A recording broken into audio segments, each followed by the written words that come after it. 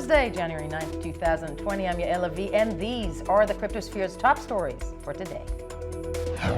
Bitcoin price drops along with the price of gold after President Donald Trump de-escalates the tensions with Iran in a televised speech. Ethereum developer Virgil Griffith is officially indicted and still behind bars after failing to make bail. And finally, the Consumer Electronics Show in Vegas features gadgets galore. Which of them could benefit from an addition of blockchain technology?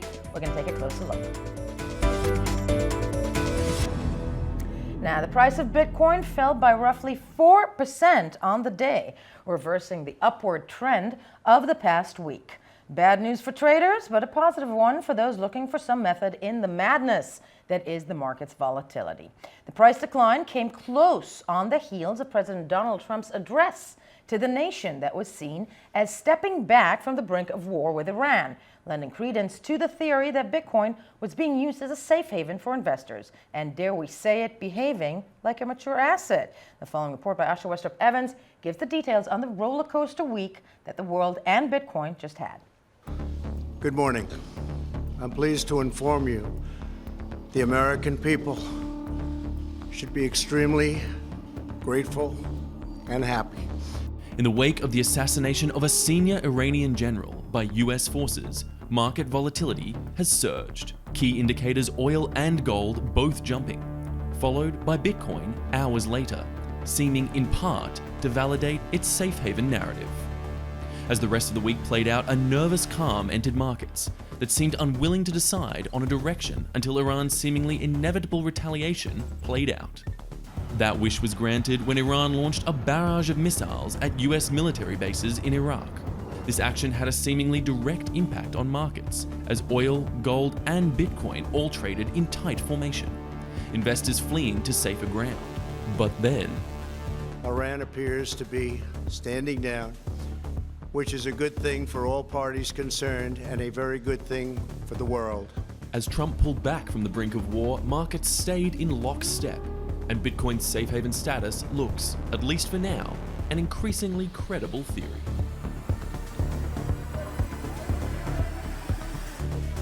Asha Westrup Evans joins us in studio now. Can we say that the correlation with gold is the key development? Look, yeah, in this instance and for this particular crisis, it seems very much so. I mean, really, the correlation was unparalleled even from previous crises, followed in absolute lockstep. We saw immediately after that speech by President Trump yesterday that gold and Bitcoin both fell considerably. We're seeing that play out today. Really, it's a big tick and cross that box for the proponents of the safe haven narrative. Now, again, as with the maturing marketplace, we need to see if that trend continues into future crises. Entirely. I mean, it's sad to say, let's hope that we don't need another, Exactly. almost war for that. Certainly. That said, a lot of people, many who like that narrative, obviously, chimed in, and others. How is the sphere reacting to this? So, we had the chance here at BLOCKTV to speak to a number of different significant players around the sphere and around the space who gave their reaction to the unfolding crisis as it was going on, and we can take a look at some of their reactions. Bitcoin has proved itself over and over and over again that it works. It's an alternative to other systems that are out there, and it's a reminder when we have geopolitical issues that there are other options for people to opt into. I think Bitcoin has always been a safety asset. Whenever in times of crisis, people will flock to buy Bitcoin.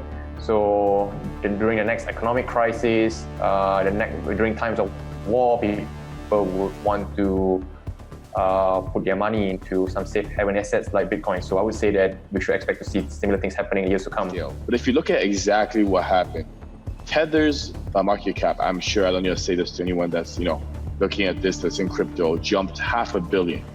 So that, I think the injection is what drove the market, and not really this Iran and US tension. Sometimes these things are self-fulfilling prophecies. If enough people talk about it and say, hey, it's a flight to quality, and then people see it, people are very fickle, even high-level institutional traders. If they see a few 5% up days, especially if other assets are down, and they see a narrative where a lot of people are talking about this being a flight to quality, it sort of becomes true. Asha Westrup Evans, thank you for this report. Now, China's nationwide blockchain network, the Blockchain-Based Service Network, or BSN, will be launched in April 2020. That, according to China's State Information Center.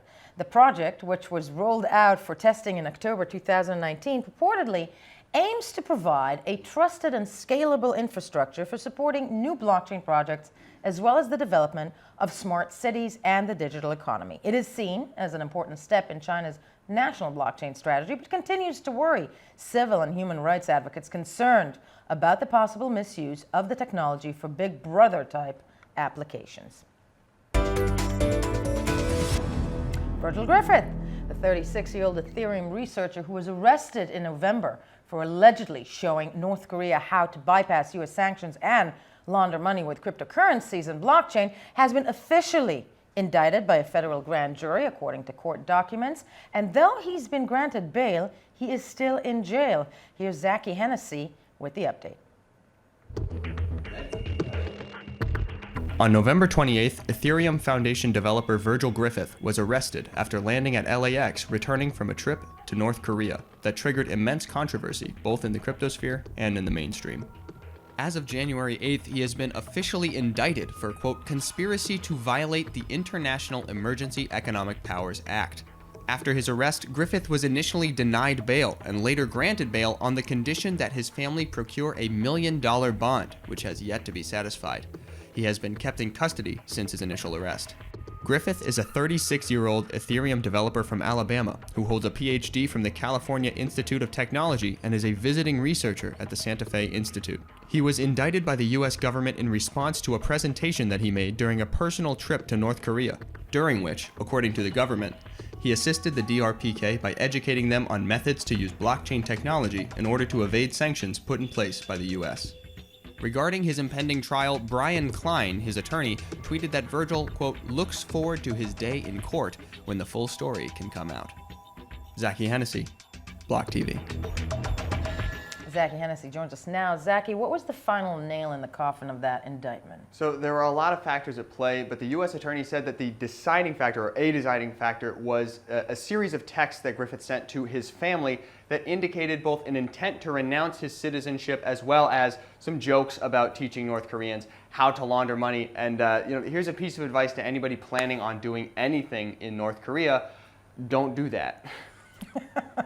Zachy Hennessy, sage and wise advice right there. Thank you. Now, I'm moving on. Kelly Loeffler, the former chief executive of BACT and the newly appointed Georgia senator, will serve on the Senate Agricultural Committee, which is responsible for defining the CFTC's remit and approving nominations for commissioners and chairmen, as well as the reauthorizing of the CFTC. Now, Loeffler, a longtime Sphere favorite who held BACT's approval from the CFTC to begin trading physically settled Bitcoin contracts last year, faced some criticism with this new appointment from DC insiders. But Perian Boring, the founder and president of the Chamber of Digital Commerce, argued against that prejudice in an interview with BLOCKTV this week. Kelly had to divest her investments in those spaces to take on the Senate appointment. But this is a pretty normal thing. I mean, for people to serve in different committees where you have a area of expertise, I would say is actually a good thing. To have somebody who has real market experience working and running and building an exchange, to be involved in the regulatory considerations that Congress will be debating on the Ag Committee. This is a good thing. We don't want people on the committee that have no experience in the markets. I do believe she will absolutely do the right thing and recuse herself if there's ever a discussion where she would have a conflict of interest. Right. But I think the criticisms of her being appointed to that committee just really don't make sense. The Consumers Electronics Show in Vegas, now in its 50th year, is a mecca for innovators and tech entrepreneurs wanting to showcase their newest podcast. And BLOCKTV's Yona Holhauser, sadly not in Vegas, but with us now in studio, has been following the event closely and thinks many of the solutions on display there would benefit from some blockchain elements. Yona, key areas of that blockchain could help out if you were in Vegas and you could tell people? I would love to be in Vegas, but I'll take being with you There you guys. go. You guys are a lot of fun. Well, in the past, big hits at the CES show were Amazon's Alexa and Google Home, where these big tech companies could hear what you're saying at home. Now at this CES, a big one, Samsung's keynote, Samsung Ballie, which is a robotic ball that follows you around your house, has video of you, tracks you. Also, its main purpose is to let Roombas or kind of vacuum cleaners know where to clean. But what it means essentially is that tech companies have these things following you in your home with video.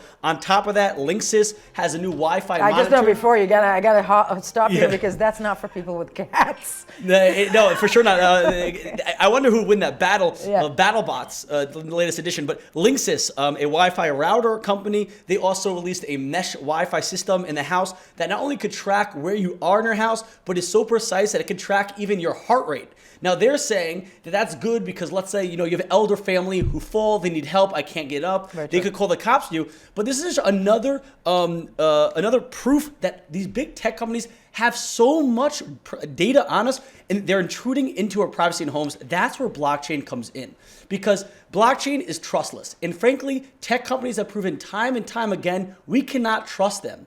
And that's why blockchain...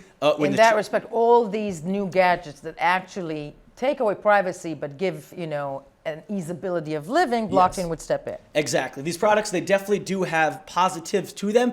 If we could trust the tech companies with our data, we can't. That's why blockchain has to be integrated in a way that both allows these tech companies to see our data, to help us, while giving us the secure knowledge that, hey, we don't have to trust them, it's on the blockchain. Apropos Facebook and TikTok, that people are quite concerned about. I'm into that.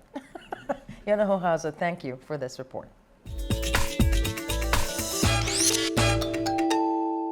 Time for Troll of the Day, and today Bitcoin Uber advocate Anthony the Pump Pompliano, in-house troll hunter Zachy Hennessy has it all. Take it away, that's Zachy. So the latest, Anthony Pompliano tweets, "The internet exposed traditional institutions for what they are, organizations of people who have bias, emotion, and are generally self-interested."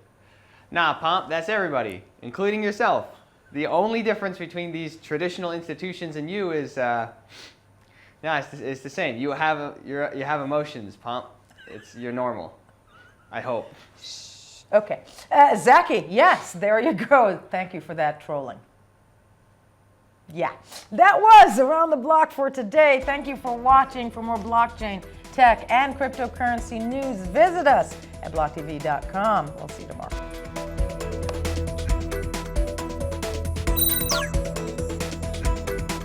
For more news and updates, follow us on Twitter.